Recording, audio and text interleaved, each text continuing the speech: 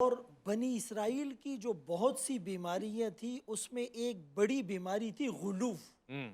فرمایا یا اہل الکتاب لا تغلو فی دینکم، اے اہل کتاب اپنے دین میں غلوف نہ کرو۔ اب غلوف کس کو کہتے ہیں؟ حد سے تجاوز کر جانا۔ ایک باریک سا کرائیٹیریا ہے، ایک باریک سی لائن ہے جس کو ہم کراس کر لیتے ہیں۔ حضرت علی رضی اللہ عنہ کے بارے میں، اہل بیت کے بارے میں، اصحاب رسول کے بارے میں مختلف روایات ملتی ہیں جس کو عبارت النص، اشارت النص، دلالت النص اور اقتضاء النص سے ہم ثابت کر سکتے ہیں کہ فرمایا ان میں سے کسی کی محبت بھی تمہیں جنت لے جائے گی اور ان کا بغض تمہیں جہنم میں لے جائے گا۔ اہل کتاب نے غلوف کیسے کیا کہ وہ عیسیٰ علیہ السلام کی محبت میں آگے بڑھے تھے اور فرط محبت میں انہوں نے عیسیٰ علیہ السلام کو خدا کہہ دیا، خدا کا بیٹا کہہ دیا اور تثلیث کا عقیدہ رکھ دیا۔ یہودیوں نے عزیر علیہ السلام کی محبت میں انہیں خدا کا بیٹا کہا، وقالت الیہود عزیر ابن اللہ۔ اسی طرح نوح علیہ السلام کی قوم میں ود، سوا، یغوث، یعوق اور نصر، جو 5 نام سورہ نوح میں آتے، یہ بڑے بزرگ تھے، اس زمانے کے ولی تھے، لیکن ان کی قبروں پر جا کر جب یہ آہستہ آہستہ وہ مانگنے لگے اور بہت زیادہ ان کو پروٹوکول دینے لگے تو غیر محسوس طریقے پر آدمی جب کسی کی بہت زیادہ تعریف اور مدح بیان کرتا ہے تو دوسرے کی اس میں تنقیص آ جاتی ہے۔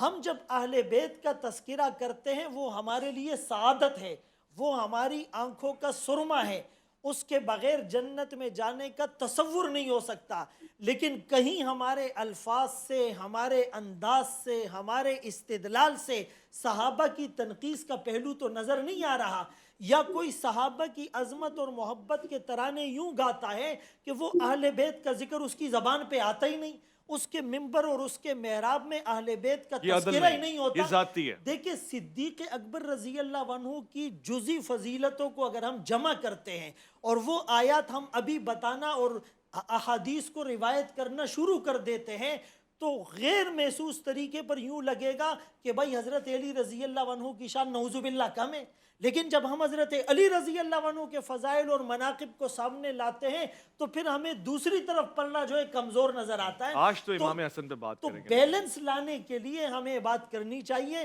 اور الحمدللہ حضرت حسن رضی اللہ عنہ کے فضائل پر جو پہلی گفتگو ہم تمام حضرات نے کی وہ بالکل دنیا کو ایک پیغام ہے، خصوصاً ان کی یہ جو صلح والی بات تھی۔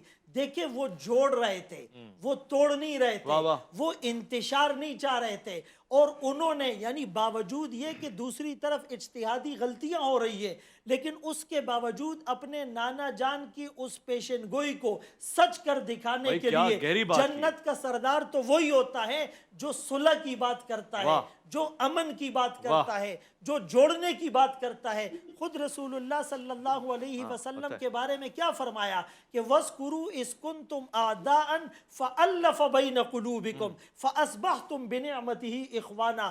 وہ لوگ جو جہنم کے گڑھے پر پہنچ چکے تھے لیکن آقا کی تربیت سے 90 ڈگری کا جو چینج آیا وہ جنت الفردوس کے وارث بن گئے۔ اور سب صحابہ کے بارے میں کُلًّا وعد اللہ الحسنى نہیں کہا گیا، اولئک هم الصادقون، اولئک هم الفائزون، اولئک هم المفلحون وبالآخرة هم یوقنون، لقد رضی اللہ عن المؤمنین، لقد رضی اللہ عن المؤمنین اذ یبایعونک تحت الشجرہ السابقون الاولون۔ تو یہ تمام فضائل ہمارے سامنے ہونے چاہیے، اور بلکہ میں آپ کو حیرت کی بات بتاؤں، آپ اہل بیت کے جتنے فضائل بیان کرتے ہیں ان کو روایات کرنے والے کون ہیں؟ میرے چمکتے ہوئے صحابہ۔ آپ صحابہ کی فضیلت کو بتاتے ہیں، روایات کرنے والے کون ہیں؟ اہل بیت کے چمکتے ہوئے ستارے۔